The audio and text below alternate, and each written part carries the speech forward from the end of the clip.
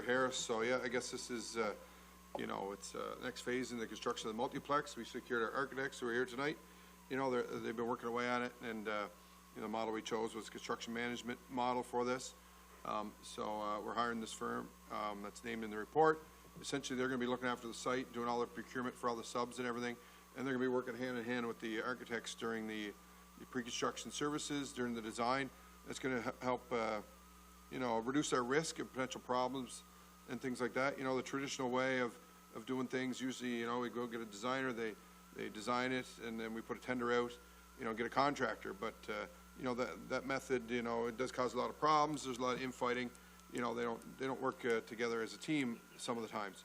So this way, you know, it's really, it's pretty much mandated that everybody's got to work together as a team, and, you know, keeps the cost down and that sort of thing.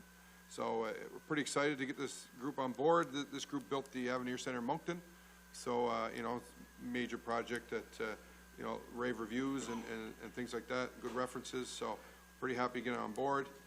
And like I said, you know, they'll be starting right away as soon as we get this award here and get a contract signed. So, yeah, pretty happy with this group. Looking forward to get going on it. Thank you, Director Rao. Councillor Harris. Anyone else? I guess from the chair, directed at Director Rao, just in the interest of educating ourselves and the public, obviously they weren't the only person who bid for this job, and there was a scoring system, so maybe just further elaborate on how we are where we are here this evening, please. Sure, Deputy Mayor. So yeah, so we work with our owner's engineer, CBCL, with Tim, who's here tonight. We issued a request for proposal for this work, and how it was laid out, it was scored 75% was technical, 15% was financial, and it was based on a median price model. So, you know, the farther away you get from the median price, the less score you got. So we're looking for someone with a, you know, we didn't want someone too expensive, we didn't want someone too cheap. That causes problems either way. We want someone right in the middle. That's how you get that good scoring. So after that, that's a total of 90 points. We had four firms submit who were listed on there. We picked the top three. We conducted interviews with the top three, and that represented another score of 10%. So after we went through all the evaluations with, you know, there's a team, myself and, you know, another gentleman at the city here at Dayton that's a recreation operations manager, as well as there was 3 representatives of CBCL and some senior staff there. So we come to a conclusion that Bird Construction was the highest scoring proponent. We entered in negotiation with them. We have a preliminary agreement that needs to be signed by both parties after tonight. So I guess that's Cole's Notes version of the process. Yep, no, very good. Thank you, Director Rao. Any other on the question? All right, our motion favor? To the contrary? And that motion is carried. Good news, big night. Moving on to our agenda, item number 6 here, multiplex architect presentation. We have representatives here from MJ, MA, and Teal to give us a presentation. So, gentlemen, the podium is yours, and I would just make sure the microphone is on for the benefit of those who are watching online here this evening. Please.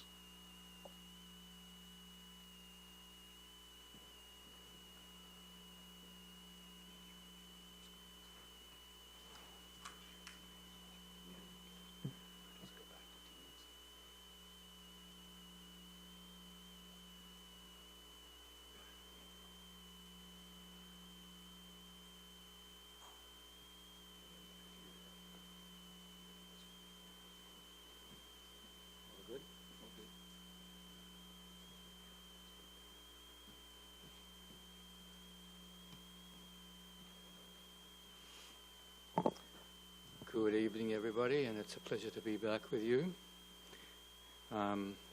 Ricardo and Robert are here with us today, too, from our integrated design team, and we want to show you what we've been doing since June, which is quite a lot. So I guess I press this one to go forward. No? Or this one?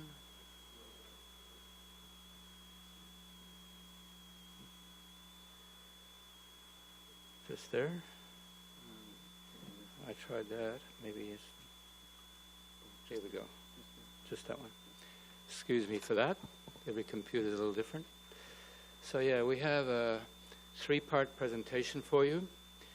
First of all, an introduction, then a second one on the site and the site plan, and a third one on the design concept, followed by program and certain views of the emerging design of the building.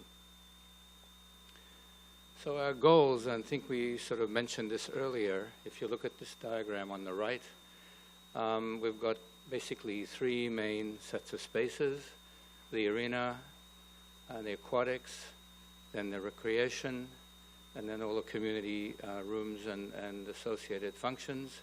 And they are all kind of intersecting in this lobby, which we're calling the heart of the building. So it's important for you, when you look at the drawings that are coming up, you focus on all of these three, but the lobby is really the kind of glue and the transparent room that holds it all together. We are roughly at the end, well, the beginning of September, end of August, beginning of September. We're just in the middle, let's call it, of design development. Just in this transition between schematic design and design development. Design development will be completed in November, and with your review and approval, we will be moving on to construction documentation. We'll be working with the construction manager that you just appointed, and thank you for that, all the way along, and they will help us in all kinds of aspects, including cost control and practicality, construction practicality, scheduling, and so on. So where we are, we've looked at the program again with the additions that you've made to it. We've coordinated the site development with our own internal consultants, as well as your external consultants, EXP. We've got a schematic design that we're about to show you. We've done a Class C cost analysis, and Tim will talk a little bit about costs a little bit later on. I've done some energy modeling and schematic design presentation that you'll see now. Next steps will be design development, the CM, like I mentioned, coordination with authorities having jurisdiction. We'll have the construction documents and building permit application, and tender packages, which will be sequential packages, not all one big tender, but a series of packages managed by the construction manager. Whoops, what do I got here? There. So energy, we are 25% better than the National Energy Code requirement, which is one of your targets.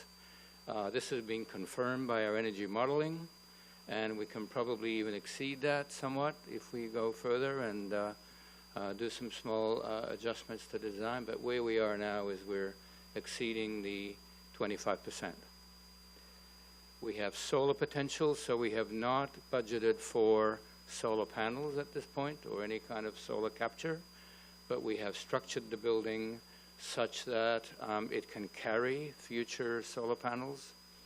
And you can see here that the building roof is arranged in such a way that you can tell by the lightest shading where it's the best for solar capture, but the whole roof is available for solar capture. Whoops, I've got to go back. And I mentioned structural systems. So structural systems have been designed to accommodate, of course, the loads on the roof, but including the solar panels. You can see there's three main sets of structural systems, one for the arena, one for the change rooms in the lobby, and then one on the right-hand side for the pool. And the gyms in this one here as well. Refrigeration options. I mean, there's a lot of detail here if anyone wants to kind of get into. Basically, you've got two main options, ammonia and CO2. We're working hard with our mechanical engineers to recommend an option for you. Your own staff are going to have a big say in that, the one that they feel comfortable in working with. So this is underway and no clear resolution quite yet, but it's coming in the next steps.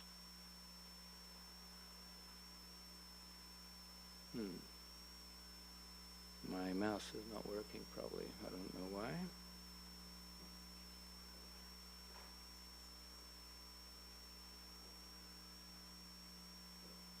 There we go. That's over to Ricardo. Thank you. Thank you, Tom. So we're going to go through the site. We're going to go on the exterior of the building a little bit, and then we're going to move on to the interior planning of the building.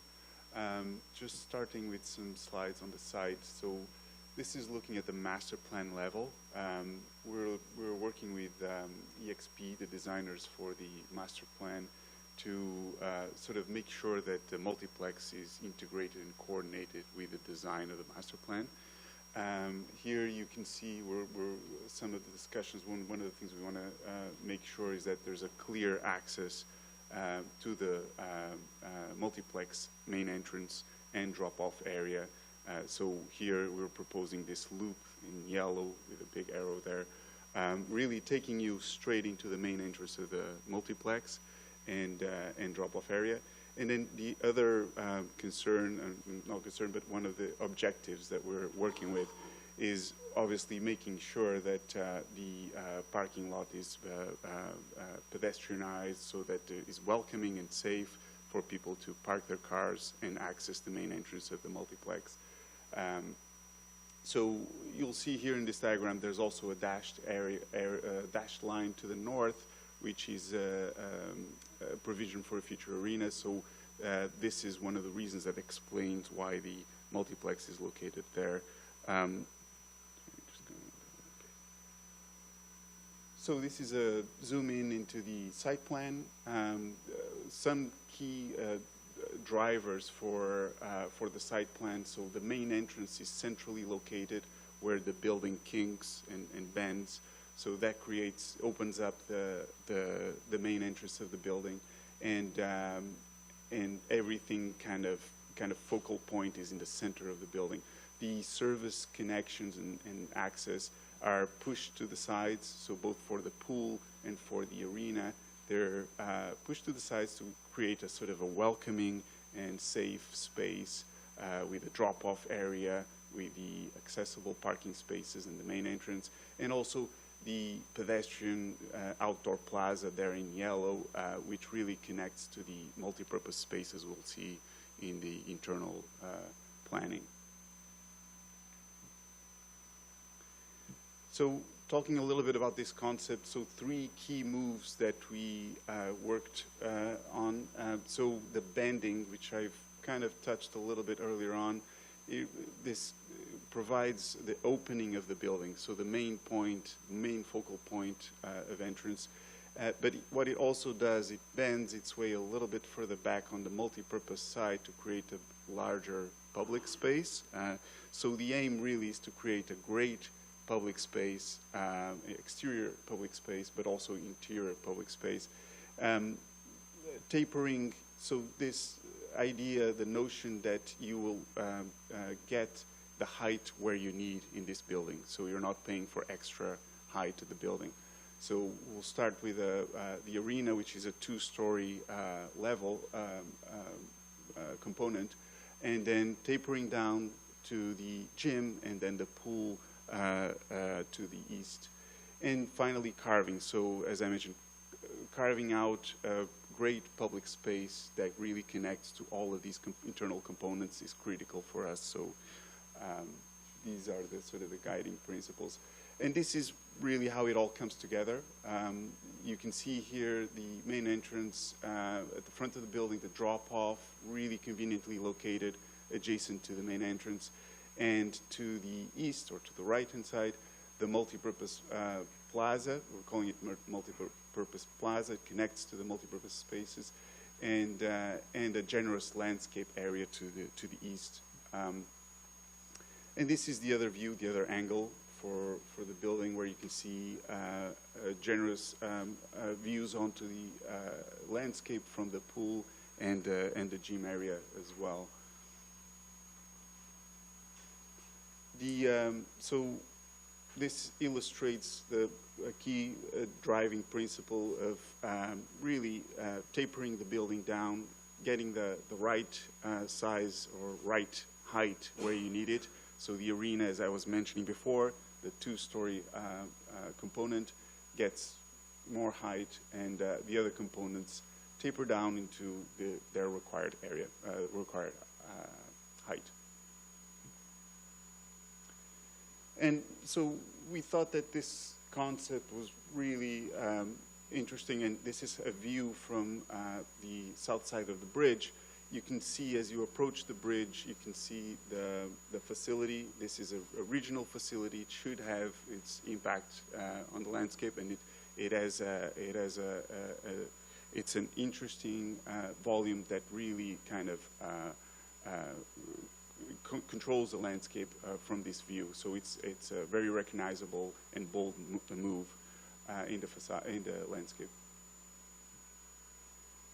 So moving into the program, so we're going to jump into the interior of the building. So last time we met, you were asked us to look at additional space for play space in the lobby area, more space for the gym to accommodate the 6 pickleball courts, and bleachers, retractable bleacher seating as well in the gym, and a larger multipurpose room. So that's been accommodated in this schematic design.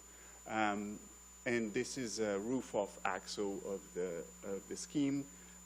Here you can see this is almost like a map of the facility. You can see the arena to the left with its track up above and bleacher seating.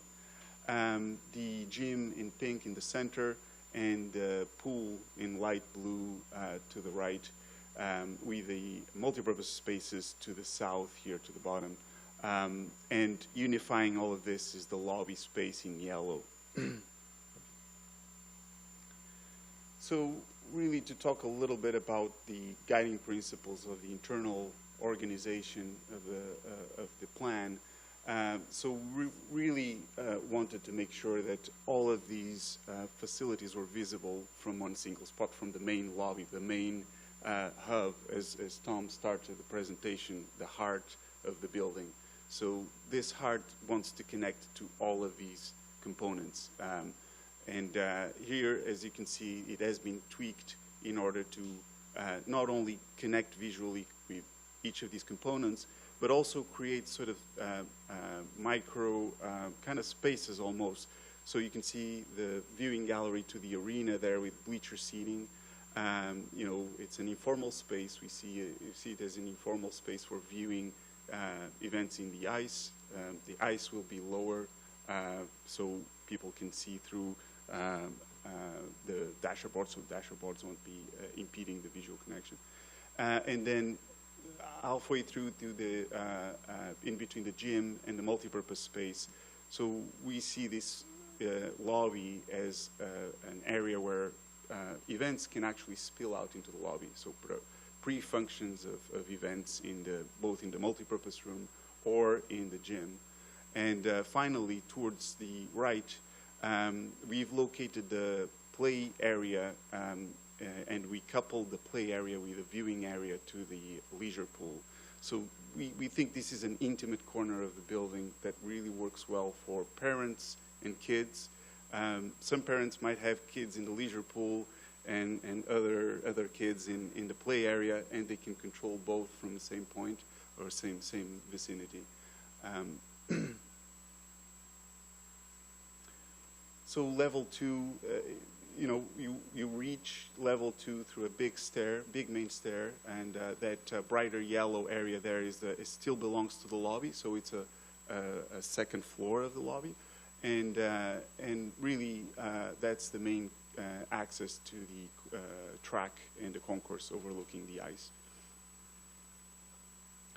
We also were very mindful of the users and how they flow into the space in a facility like this. And flowing, the great amount of flow in a facility like this, we typically see being the arena and the team rooms. So as you can see there, in a darker or in a thicker dotted blue line, that's the flow to the arena. We wanted to keep that sort of not crossing paths to other components, to users accessing other components such as the gym, multipurpose room, or the pool. We also think it's really interesting that people going to the team rooms, they bypass the viewing gallery of the ice, so they'll have a really nice preview of the ice as they go into the team rooms. So zooming in on the arena, really, the ice is really flanked on the north and the south by the team rooms, and team rooms are overlapped with bleacher seating up above, and bleacher seating comes down right to almost to the ice level, and to the left we have the back of house area with the mechanical spaces, storage, ice resurfacer, and to the right is the main lobby space we talked just earlier with the viewing gallery and the seating. Level 2 is, I mentioned before, access to the upper lobby through the main staircase, and we really think this track will be an exciting space to walk around. So with views both to the ice down below internally, it's going to be a great big space, but also externally to the south and to the north. So to the south towards the river and the bridge, great views from the track, but also views up to the north as well. This track obviously doubles the function as a concourse area. So in a tournament mode in the ice rink, this will be the main access to the bleacher seating. So this will be, if it's a ticketed event, you can direct everyone to go up the stairs, and control is access access is controlled through those doors. Aquatic component, so the 6-lane FINA lap pool up on top, and the leisure pool down at the bottom. The FINA lap pool has 100 spectator seats incorporated to the right, and both pool tanks obviously are accessible, so they have a ramp that allows for accessibility. And the change rooms, they're universal change rooms, they are subdividable. So if there is an event in the field house, or sorry, in the gym, one of these rooms can be subdivided, so the change room can be dedicated to the gym, to the event in the gym only, while the other change room still operates for the library, for the pool. Lifeguard offices are centrally located, so they have both optimal views to both the lap pool and the leisure pool as well. And then here you can see to the bottom there the viewing gallery, the in-skin viewing gallery, which means inside the natatorium, and also adjacent to it the play space. So this is the sort of the intimate corner we were talking about, where kids and parents can just enjoy both the leisure pool and the play area as well. The gymnasium, so this component has been slightly updated to accommodate the 6 pickleball courts, so it increased in area, but it also accommodates now the retractable bleacher seating to the right. So here shown, the bleacher seats are extended, but they would retract to the level of those doors, so we have a little bit more space in there. And the viewing area, it's to the south, so there's a thinner line in this diagram that represents the glazed viewing area from the lobby straight into the gym. And finally, the multipurpose space. So we have increased the area of this component. It comprises a kitchen and storage spaces. So these are located to the sides to allow for maximum transparency from the lobby through the multipurpose rooms to the outdoor plaza down to at the bottom. So it really unobstructs the plan, and it allows for events to spill to the lobby and with sliding doors, or to spill into the landscape and the plaza, the outdoor plaza to the south. The room is subdividable into 3 separate rooms, so these are have been accommodated here, and the kitchen with for teaching classes as well, and support for events. So we're getting to the views. I'll ask Ralph to join us here. Thanks, only if you explain to me which one of these makes it go forward. Sorry, it changed. Now it's these 2. Okay, so that's forward. Up and Okay, down. thank you. I got the fun part to walk you through the inside with the views. So first of all, we're schematic design, so they're a little diagrammy, they're a little bit cartoony, but I think they show really the essentials of the spaces. So if you were coming through the front door of the building and you basically looked a little bit to your right, you'd be looking at this view right here, and you'd be looking into the gym, and then beside the gym, that thing in blue is a sort of a welcome desk, which is near the offices. Slightly to your left is the main stair that takes you up to the upper level if you were saying going and attending a game. And again, you know, this is a cartoon. We know that people aren't all just orange or pink. They'll get color later, but this just kind of describes the sort of the general kind of fit of the place sort of spatially. And if you looked a little to your left, you'd be looking, again, you'd see the stair going up and to the concourse and the sort of pre-function area up the top. But you'd also be looking right through some glass at the arena, which is about 1 meter below, as we described in one of our previous meetings. And you'd be looking at that sort of way into the change rooms. And as Ricardo mentioned, that's the highest sort of trafficked area of the building. You've got teams coming with all kinds of bags, and we've sort of developed a kind of casual place to sit and wait for stuff and be able to view the arena when that's possible. The other thing is that if you're in sort of game mode, you know, there are blinds that can come down along that lower glass if you're having a ticketed event, and that's something you don't want to present to the public. And again, most of these public spaces off the lobby have the opportunity to have blinds come down if you are doing something that doesn't have the visibility, that you don't require the visibility. If you come a little farther into the lobby to the sort of welcome desk, we're looking right at the lobby, looking right through the gym. One of the things that we're thinking is pretty cool on this is that, you know, in this view, you're looking right through the gym to the north, to the landscape to the north, which is quite lovely. So in most of these major big spaces, we're trying to get light in from at least 2 places, because that's the best way to light big spaces, natural light from 2 directions. So here you're basically, you know, looking at the kind of welcome desk, reception desk. You're also seeing the gym. And again, as Ricardo mentioned, this lobby functions as a pre-function space. If you've got some big social thing going on in there, you can use the lobby as a pre-function area, or things can spill out from there. If you spun 180 degrees, you'd be looking at the multi-purpose rooms. And so this is a view just looking at those multi-purpose rooms. The one on the, and so we try to organize these so that we can get the most out of them.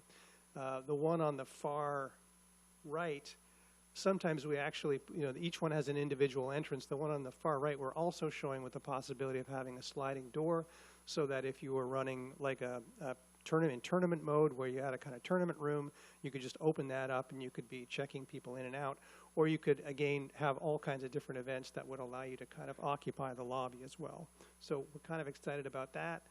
And it also allows you to see, again, right through to that kind of, that courtyard, that multi-purpose outdoor space that Ricardo was talking about. A view of the pool, and again, really lofty, again, great views looking to the north. We have a nice view to the east toward the stream. Also light coming in from the top left. Top light is great in pools because it's low in glare. But just looking at the 2 pool basins, you're kind of looking right at the leisure pool right now, and you're seeing in the distance the lap pool with the seating on the one side.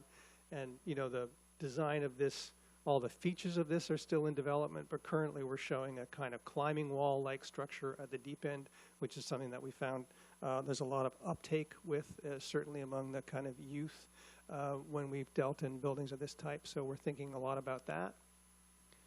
And then finally, a kind of image of the sort of main event arena on a game night. And again, you're standing on the concourse, so the concourse can be used as a running track, obviously, when you don't have a full house, or it can also be used to access the washrooms and the concessions up there. But we think it's a kind of really lovely room.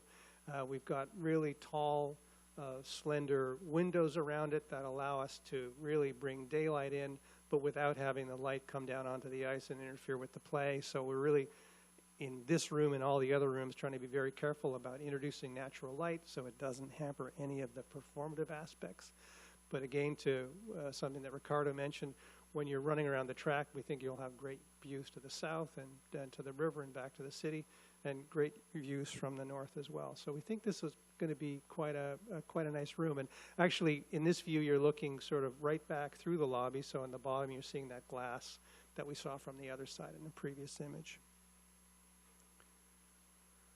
If we step to the outside, the building is a sort of fairly simple shape that has a bend in it that tapers. But this is the sort of entrance, and so unambiguous entrance. It's right in the middle of the building. It's sort of has a big overhang, so you can come out through the vestibule doors and still be undercover from the rain, waiting for a pickup or whatever. But you're also sort of seeing the multi-purpose rooms more to the right, and how those can open up into this sort of social landscape on the outside, which we think could be really nice. I think the other thing about this building is that it really does anchor that development area that's going to occur to the south, all the commercial development. This thing occupies the high ground and really has a kind of great bookend effect to that space as it develops, or as it will develop. This is a little bit, we sort of stepped a little bit beyond the kind of schematic design, and we wanted to show you some sort of early material renderings. This is a big building, and we call this building type VBBs, very big buildings. And they're super interesting in that really you have to, because you have a lot of wall area, and you really have to control the amount of glass you have into the spaces inside.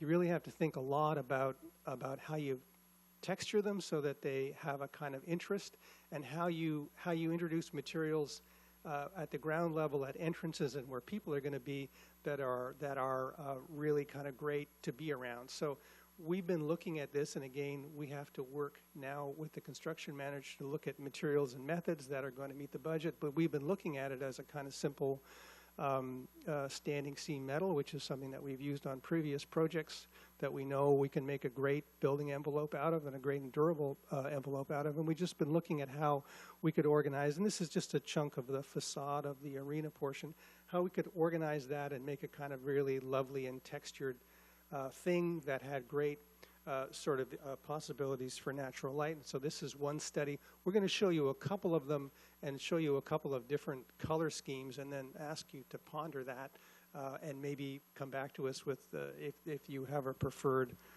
way to go on this. So a second image, and this is sort of coming around on the east side of the building, where you would come around and you're looking sort of into the pool, and again looking at areas where people are going to be, looking at having the sort of standing seam metal give way to sometimes a base and sometimes a wall system that would be a different material. In this case, we're looking at a kind of terracotta panel, but that could also be masonry or any other kind of paneling. But just looking at how we sort of make differential moves at different parts of the building to add texture and to sort of bring a kind of material quality to the ground level of the building. And then finally, just sort of looking at the kind of multi-purpose rooms which are adjacent to the entrance. And again, looking at the same thing about bringing something, a second material down at the bottom where people are going to be next to, where the building's going to open out to, but keeping a kind of a simple and kind of textured metal going up top. And I guess looking at, the possibility of how those materials might look. And I guess on this one, we were kind of struck by the site was an old sandstone quarry, and some of that stuff is still there. We actually brought some stones back to the office because our landscape architect was real excited about it. But, is there a version that uses a kind of material that echoes some of that rich color at the bottom where people are going to be near, and then, looks at something that might be a little darker and more opaque up top? Or is that something that we could think about? Maybe it's not that way. Maybe it's inverted, and the sort of metal part is maybe more slightly reflective, and dare I say even a tiny bit shiny, and that the lower base part might be more sort of simple brick. Again, looking for some feedback in terms of just options and thinking about color. Obviously, this has to go through many more stages with the construction manager, and it also has to come back to you in the future. But we wanted to just we had sort of said we would come to you with the possibility of looking at some options. We've done that. The other one that we wanted to bring was actually the looking at different mechanical systems, but we actually ran 3 different mechanical systems, one all electric, one geothermal, and one using propane, and got them costed. And the all electric one, which is the one that we're proposing, was the sort of clear winner both in terms of cost and payback. So that was an option we thought we were going to bring to you, but the math made it really impossible to have a kind of decision point on that. So I think that's the end of our presentation. So we'd be delighted to answer any questions that anyone might have. Thank you. All right, thank you for the presentation. Deputy Mayor, Mr. McLeod, he's going to present the costing after these people are done, so people can ask questions before or after during his presentation as well, too. All right, thank you very much. And so I will walk through where we are with the current costing scenario. I think Darren has just passed out some information. Just before we get into the costing, we did talk about the construction manager earlier tonight. Just a quick review of the schedule so everyone's aware of where we're going from here. You heard the design schedules continuing into design development starting basically right away with the approval to bring the construction manager on this evening. We should be into a contract signed with them within the next week, I would think. And they will immediately start into the pre-construction services, which will include things like constructability issues, looking at long lead items or materials that are available here locally that local trades know how to install and can be serviced, working very closely with the design team and the owner's team to make sure all the decisions are appropriate for building a facility in Miramichi, as well as working with the local and regional trade groups to make sure that they have the resources and availability and interest to get involved with the project moving forward into the construction. Construction is expected to start in late April or May of next year. However, Bird, I guess we can use their name now, Bird Construction has indicated in their submission interview that they would like to start early, and they believe that there may be some site enabling works that they could start this fall, which it would help accelerate some things in the spring. So we'll be looking at that and the practicality and benefits to the city of doing that or not. Substantial performance will be fall of 2026, building occupied at that point, and then a 1-year sort of warranty and operational oversight and support period. Now for what you've been looking for. So there was a Class C cost estimate completed by MJ May and Teal and their professional cost estimating firm. Back in December, there was December of last year, there was a Class D estimate. And the difference as we move from a Class D to a Class C to a Class B is the level of detail that's provided to the estimators and the, I'll say, degree of confidence in the pricing. Because there's more detail, there's more ability for the cost estimators to make informed judgments on the cost of those particular items. So as we go from a D, the level of contingency is much higher than at a C, which is much higher than a B and an A as we move forward. So we're at a C estimate right now. That has a level of contingency around 15%, I think was the final number, 10% for design and evolution of the design, and 5% for the construction unknowns for the construction aspects at this point in the project. So what we're looking at right now is the building cost only, and you will see that the total estimated cost, including the general requirements and fees, which includes the anticipated construction management costs as well at this point, is around $61 million. If anybody has any questions, we can go back and go through a more elemental breakdown if you want.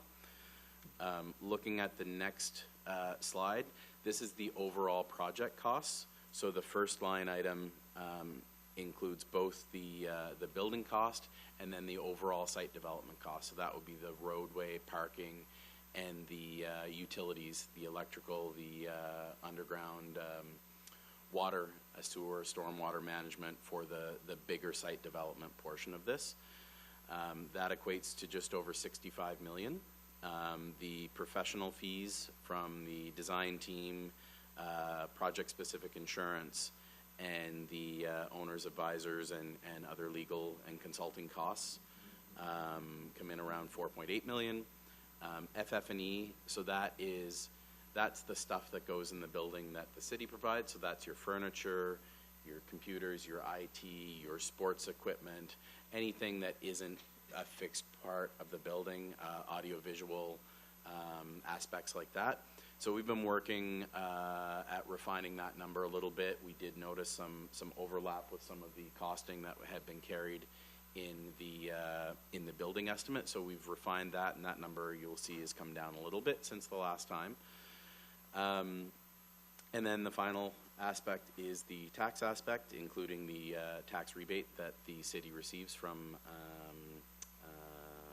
on HST. And so the total project cost as of today, Class C estimate, is estimated to be around $73.4 million. So the next slide just has a comparison between the December 2022 costs and the current September 2023 costs. So you'll see some elements have gone up a little bit, some have come down. We're looking at around a $6 million increase from the December 2022 numbers. And just to talk a little bit about that, there's really two main reasons that we're seeing that increase. So one is, as was mentioned earlier, and as you're well aware, there was about 5% building area added back into the building with the gym increase and the multi-purpose space and play area. The other is we are still in a inflationary situation in the construction industry. Stats Canada has they release their numbers. They're usually a few months behind. So if we look at Q1 2022 to Q1 2023 in the Moncton area for non-residential construction, it was over 14% inflation. So the good news is that if we look at the end of last year, which is their most recent statistics, that inflation seems to be stabilizing and coming down a little bit. So it was 2.3% between Q4 of 2022 and Q1 of 2023. So basically, to break up that $6 million increase since December, about half of that is attributed to the additional building size, and the other half is attributed to the inflationary aspects that we've seen in the last, 10 months. The building design generally hasn't added any significant costs or unexpected additions, which is really good to see. So there's a good degree of confidence in the design and the estimate that goes along with that at this point.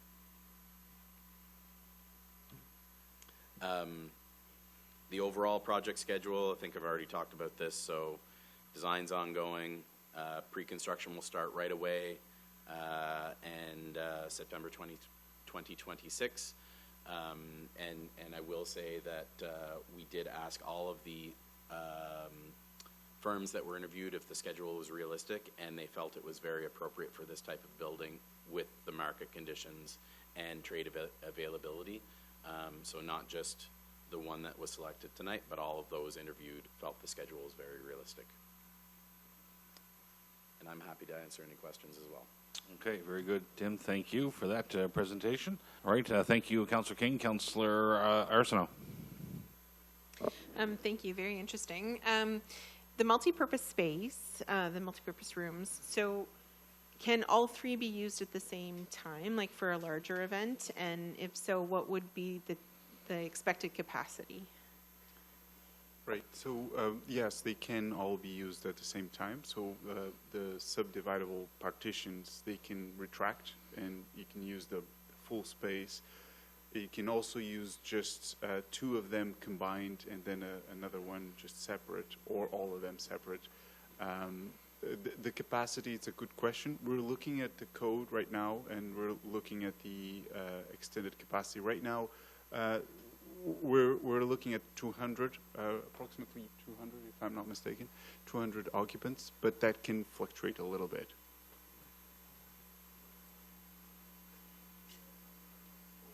Thank you, Councillor Arsenault. Any other questions? I guess just one for myself, and if I'm premature in this, I'll apologize. Is there, with respect to the parking lot, I know that's, as we look at the building here, it's crazy to focus on the parking lot, but is that just pictures, or is there an equation there that, hey, you have to have so many offsetting parking spots based on your square footage, or is that just an arbitrary design we're looking at? Yes to most of that. Okay. So it is just a placeholder for now. Yep. There is another design team that is looking at the overall site development, which includes the parking.